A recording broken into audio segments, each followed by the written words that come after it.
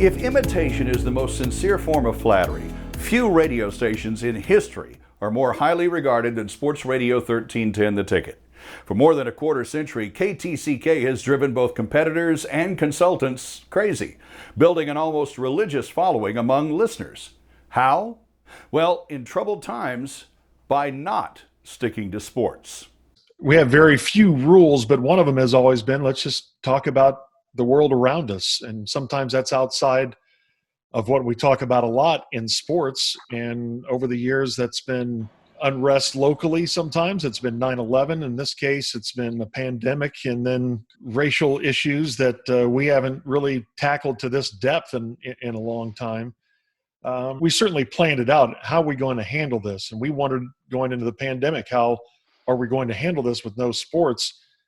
So far, we've had plenty to talk about every day because all you have to do is just look around. I think that's also been kind of at the heart of the Ticket's success, is that we're just going to speak from the heart and whatever we really believe, and we're just going to roll with that. And I feel like everybody's being genuine, and sometimes we agree and sometimes we disagree, but we have never gone into a segment ever in 26 years saying, okay, I'm going to take this side, you take this side, and let's create radio. It doesn't work that way at the Ticket. Gordon, you did a 90-minute show with a good friend of yours. How did that show come about, and what made you decide to do it? I was getting his perspective on things, and he was obviously very emotional at what had gone on. We just had the Amy Cooper incident in Central Park, followed a few days later by the George Floyd killing.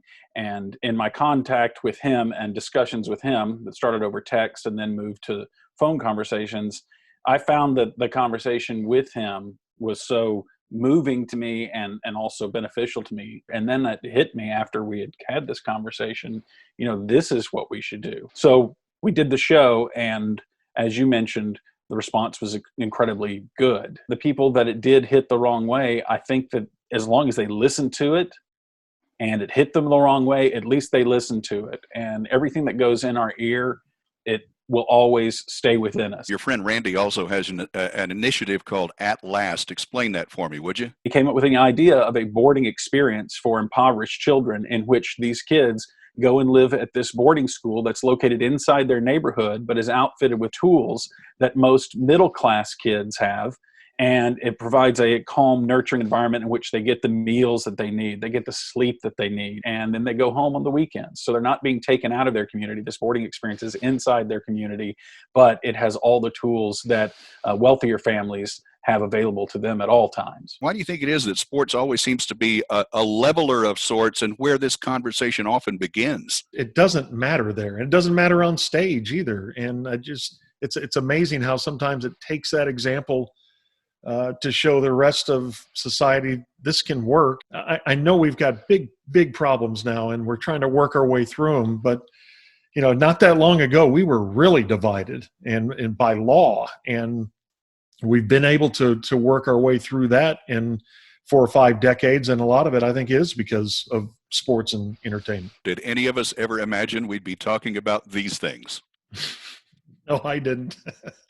I didn't think I was qualified, and still don't. So no, I figured we'd just eternally debate Cowboys. During this time when we're all sharing our hearts, we're going to lose some listeners over that. There are some people who will be so offended by something one of us has said, they'll leave.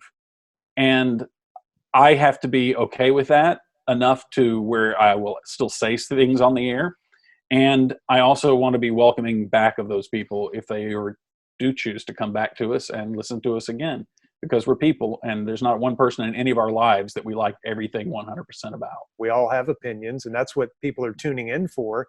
And so a lot of times those opinions are going to clash, but I think it's a testament to how much we do care for each other, and how well we actually all get along, and that we are all still together, and we haven't killed each other.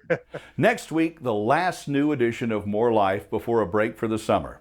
Now, we're looking for sponsors and advertisers to help us bring More Life back in September. So if you or someone you know might be interested, drop an email to jody@jodydean.com. Meanwhile, have a great day, a good week, and thank you for watching. I'm Jody Dean.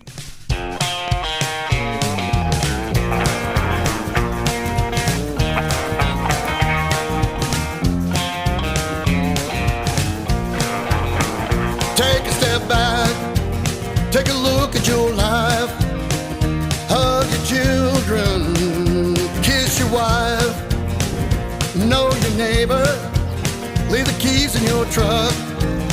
Do yourself a favor and try your luck. Take a step back, take a step back, take a step back, take a step back. Everybody stop where you're at. Take a step back, take a step back to the way it was when people were crazy. Love was enough. A little more old soul, a little more lay low. Give me just a little more of your heart. I said ready, set, start. Take a step back, take a step back, take a step back, take a step back. Everybody stop where you're at. Take a step back.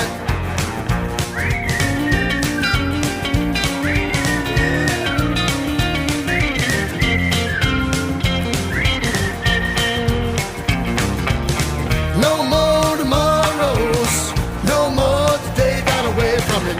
Come on, bring it on home. 1, 2, 3. Take a step back, take a step back, take a step back, take a step back. Everybody stop where you're at. Take a step back, you know it. Take a step back, take a step back, take a step back, take a step back. Everybody stop where you're at. Take a step back, take a step back, take a step back, take a step back, take a step back. Everybody stop where you're at. Take a step back. Everybody stop where you're at. Take a step back. Everybody stop. Yes, sir. Take a step back.